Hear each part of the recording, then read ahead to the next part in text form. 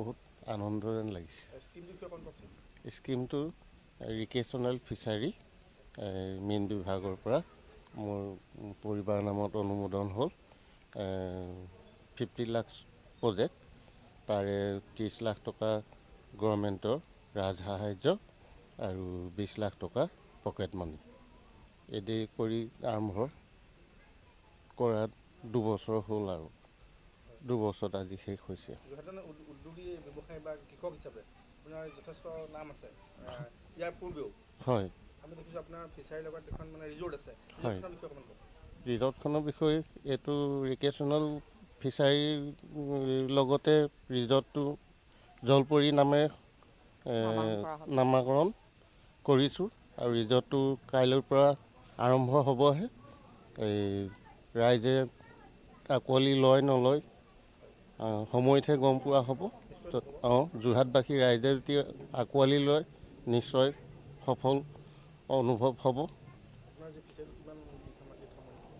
ফিচাৰীটো 3টা আছে, 6 বিঘা মাটিত আৰু বাগান আছে, সাঁচি গছ আছে, ইমানেই।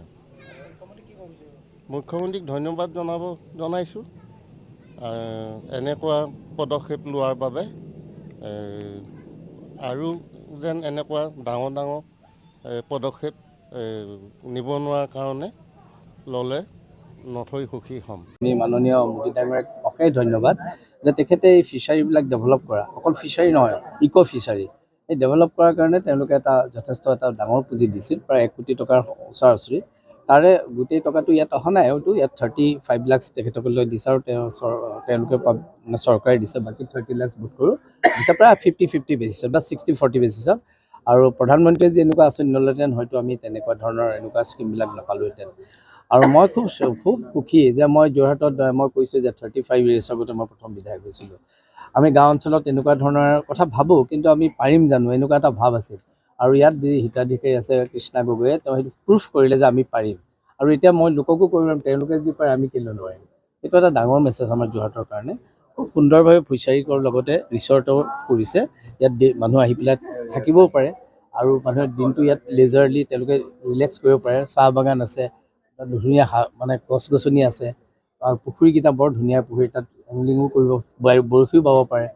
এই গোটেই সুবিধাখিনি দিয়াৰ কাৰণে মানে কৰি তোলাৰ কাৰণে যিটো চিন্তা চৰ্চা কৰিছে ফিচাৰী ডিপাৰ্টমেণ্ট প্লাছ হিতাধিকাৰী, তেওঁলোকৰ এই কাৰ্যত মই প্ৰশংসা কৰিছোঁ। আৰু মোৰ কাৰ্যকালত, দীঘলীয়া কাৰ্যকালত এনেকুৱা এটা গাঁৱত এনেকুৱা প্ৰজেক্ট প্ৰথমবাৰ মোৰ বোধহয় হৈছে, মানে য'ত গভৰ্ণমেণ্ট এণ্ড পাব্লিক ইনিচিয়েটিভ আছে।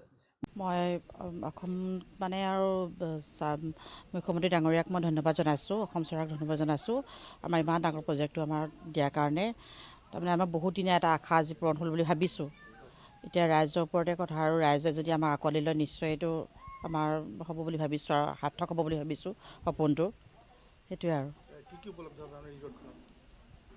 ৰিজৰ্টখনত আপোনাৰ তাৰমানে ষ্টে আছে আৰু ষ্টে কৰিবৰ কাৰণে আছে, আপোনাৰ এংলিং আছে আৰু আপোনাৰ ব'টিং আছে, এইবিলাক আৰু। যিকোনো খবৰৰ বাবে যোগাযোগ কৰক 7099017330 লগতে 7099017110 নম্বৰত।